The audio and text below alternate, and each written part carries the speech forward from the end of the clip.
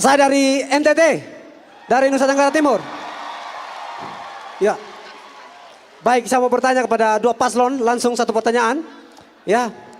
Di negara kita saat ini masih banyak persoalan yang belum diselesaikan.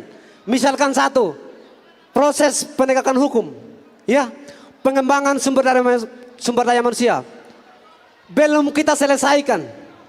Nah, yang menjadi pertanyaan saya kepada wakil presiden dan calon presiden, ya, kenapa ada pernyataan di setiap kampanye yang menyatakan bahwa kalau Amin menang, kita membela Palestina. Kalau Amin menang, kita bebaskan Palestina. Kenapa kita menggunakan kata seperti itu? Menurut saya, kalau kita mendamaikan Palestina dengan Israel tidak bermasalah. Kenapa menggunakan kata membebaskan dan membela Palestina? Dasarnya apa? Coba. Karena ini negara kita belum selesai, masih bobrok menurut saya. Masih bobrok menurut saya. Artinya begini menurut saya. Ya, bahwa pertanyaan saya, dasarnya apa dan kenapa dikeluarkan pernyataan seperti itu? Dasarnya apa? Ya, supaya masalah kita sendiri selesaikan dulu. Begitu. Terima kasih. Yang kedua, tadi ada pertanyaan, mengapa kita mengurusi Palestina di saat di dalam penegakan hukum juga belum terjadi? Bung Karno tahun 50-an mendapatkan pertanyaan setara. Bung, ngapain Anda bikin konferensi Asia Afrika di saat 90% penduduk ini buta huruf?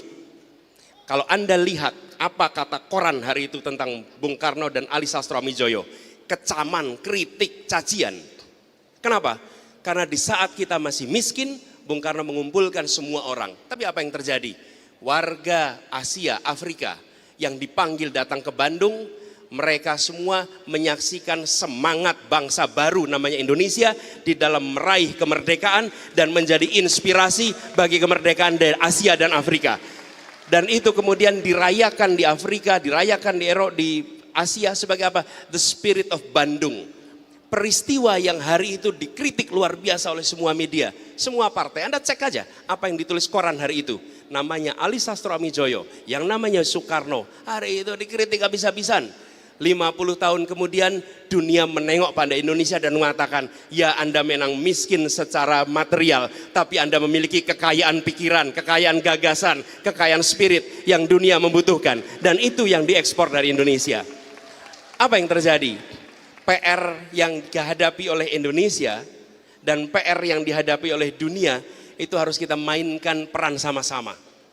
Ya, saya beri contoh, kita tinggal di sebuah kampung, rumah kita masih banyak urusan, tapi ketika di kampung kita ada keluarga yang mengalami krisis kemanusiaan, maka kita tidak bisa bilang pada anak-anak kita, lupakan soal keluarga itu, kita hanya pikirin sendiri. Tidak, sebagian kita kirimkan untuk membantu mengurusi krisis kemanusiaan yang ada di tangga kita.